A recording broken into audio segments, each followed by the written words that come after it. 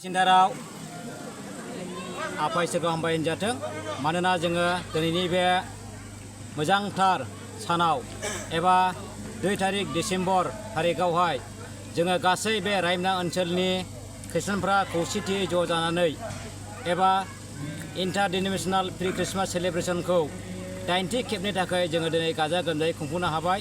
बेवहाय जोंनावहाय इसोरा मोजाङै हेफाजाब होदों।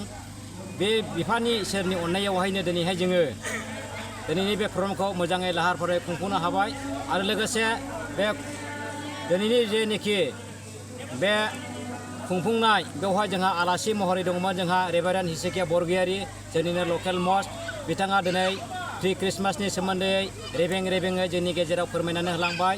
बिथाङा जोंनि गेजेराव जे थाखुमानाय बाथ्राफोरखौ दिनै जोंनि गेजेराव फोरमायनानै होलांबाय। बिनि थाखाय जों बिथांखौ कमिटिनि जानानै हामबाय होनदों। लोगोसे जोङो बे ओनसोलावहाय बयबो खौसेथियै अनलायनायाव थानानैहाय जाहाथे जोङो जोंनि बे ओनसोलखौ डेभेलप खालामनो हायो आरो फैगोन जेनोखि 25 डिसेम्बर बे 25 डिसेम्बरखौहाय जोङो मोजाङै खुंफुंलांनो थाखाय एबा जोंनि आत्माखौ जोङो दानिफ्रायनो थाम-थिम खालामनो थाखाय जोङो लाहार फाहार खालामनो थाखाय नैबे प्रग्रामखौ खुंनाय जादों आरो बिनिनो उद्देश्यखौ लानानै दिनै बे जोंनि 90 खेब प्रि ख्रिस्टमास सेलिब्रेशनखौ बेवहाय जोङो जोंनि रायमना कमिटिनि हलावहाय जों खुंफुंनाय जादों।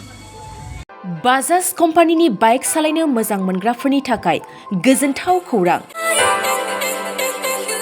बेसेन नाङाजासे 5 लिटार पेट्रल, गंनै हेलमेट, सीट कभार, 12 टाइम्स वाशिं कुपन मोननो हागोन।